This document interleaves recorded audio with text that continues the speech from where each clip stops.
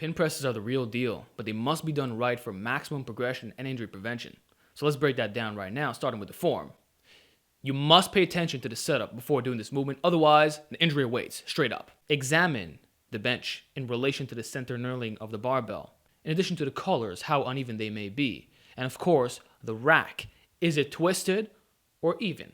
You may not realize it, but that's where the shoulder and pec tweaks occur. The little misgroove that makes all the difference. So you have to double and even triple check your setup before beginning the movement. Okay, very, very important. I know it's basic, but I had to stress this point. Now, when you get into the pin press, I'd recommend that you start by unracking it and then lowering it to the pins. Don't do a dead bench style right away. Although this is extremely effective, and I credit this exercise to a lot of my strength gains, it's definitely not for beginners. And if you're brand new to pin pressing in general, you should start with the unrack first, okay? This will teach you how to get in the correct setup where maximum tightness is still ensured. Because yeah, you can have an even setup, but if you're not tight at the bottom, in the compromised position, an injury is also going to happen. So unrack first, lower to the pins, pause it for a very long time if you want to mimic the dead bench. But if you just want to do regular repetitions for, say, half a second pause or just a regular second pause, basically a pause bench substitute, that works fine as well, although you'll typically do this for repetitions. If you want to do singles, okay, but you're not going to do dead bench from the bottom, you unrack, you bring it down, you pause for a good 3 to 5 seconds, and then you re-explode back up, and this will ensure that everything is smooth. But like I said, once you get more experience, you can start from the bottom, although I will say, technically, you never have to. This method is probably the safest way to do the exercise, period. So you do what you want in regards to that. Thirdly, recognize that you don't have to necessarily go at 100% when doing pin pressing.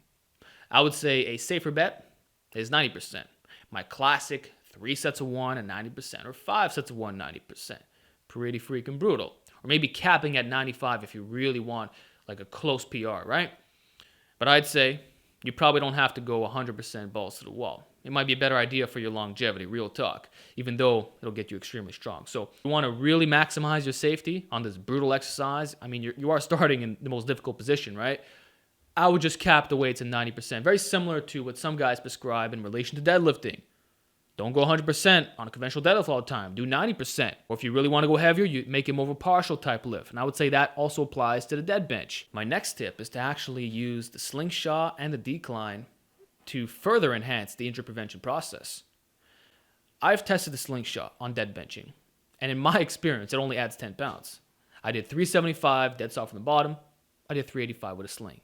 10 fucking pounds. So it really is minuscule when talking about dead benching. Now, for regular touch and go or pause, it can be anywhere between 30 and 50 pounds, 50 being the max, okay, with a red, okay? This ain't the fucking black slingshot, all right?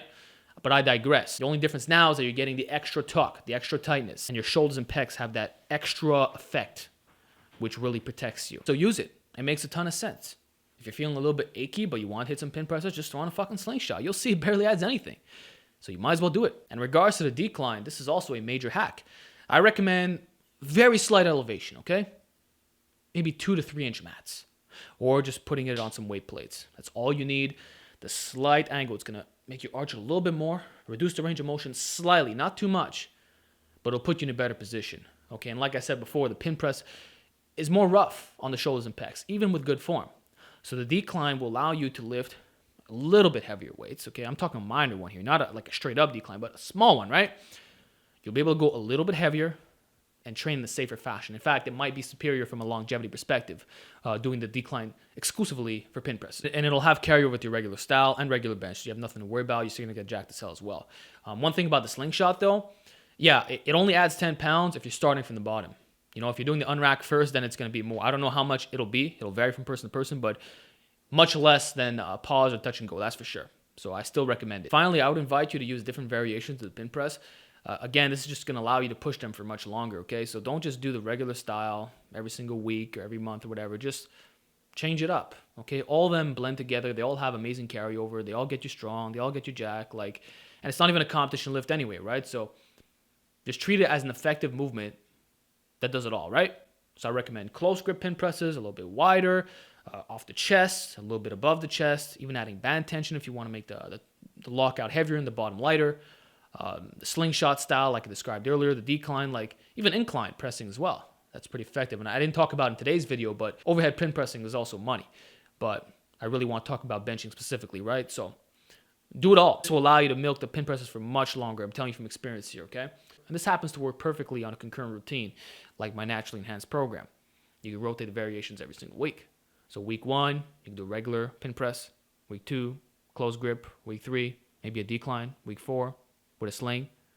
I just gave you 4 variations, and you can keep using those. And with the 3 sets of 1, again, you'll be able to go even longer. So everything that I'm talking about in today's video is synergistic, and it's designed to maximize your progression while keeping you safe as hell. Okay. And one final thing in regards to safety, feel free to use boards as well. Sometimes if you have a really good rack, you might have those safety straps on the side. That's also going to be good because when you have metal on metal, it is more stressful on the joints and all that. So those are just some general pro tips in regards to pin pressing. And I really hope that it helps you out. Actually, I know it's going to help you out. If you actually employ what I'm telling you right now, you're going to make amazing gains without getting snapped up, which is what it's all about.